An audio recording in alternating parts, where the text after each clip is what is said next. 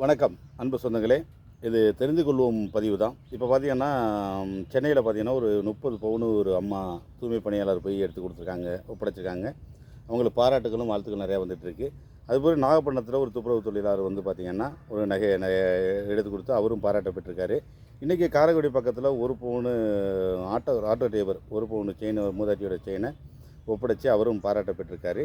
இதுக்கு முக்கியமான காரணம் வந்து அந்த எடுத்து கொடுத்தவங்க இல்லை. ஏன்னா எல்லாம் வந்து பார்த்திங்கன்னா, இப்போ முக்கிய காரணமே வந்து இந்த மூன்றாவது கண்ணுங்கிற சிசிடிவி கேமரா தான். திரும்புகிற பக்கமெல்லாம் வந்து டிவி கேமரா இருக்குது. எடுத்துக்காட்டு சொல்ல போனோம்னா ஒரு 200 கீழே கிடந்துச்சு. எடுத்து வச்சுக்கலாம் நான் பாக்கெட்டில் பார்த்தேன் ஒரு இடத்துல. அப்புறம் பார்த்தேன், அங்கிட்டு பார்த்தேன் கேமரா இருந்துச்சு. அது ஏன்னு சொல்லி அது யார் பணம் தெரியல. இருந்தாலும் அந்த அங்கே உள்ள பக்கத்தில் உள்ள கடையில் நான் ஒப்படைச்சிட்டேன் அந்த 200 இதனால் எதனால் சொல்கிறேன்னா, முக்கிய காரணம் வந்து எல்லாருக்கும் ஒரு ஆசை இருக்கும். அந்த ஆசையை வந்து முறியடிக்கிறது ஒரே இது வந்து அந்த சிசிடிவி கேமரா தான்.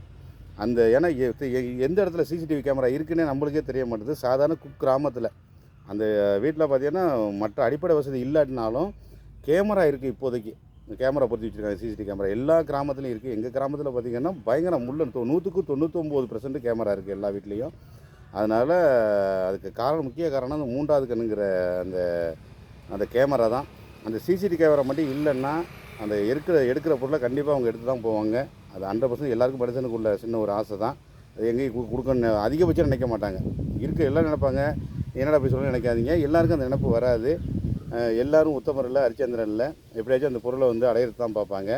அவங்க அடையாததுக்கு காரணம் பார்த்திங்கன்னா இந்த மூன்றாவது கண்ணுங்கிற இந்த சிசிடிவி கேமரா தான். அதனால் அதிகமாக கேமராவை பொருத்துவோம். நம்ம வந்து இந்த மாதிரி பிரச்சனையிலேருந்து விடுபடுவோம். நம்ம பாதுகாப்பாக சேஃப்டியாக இருப்போம். நன்றி.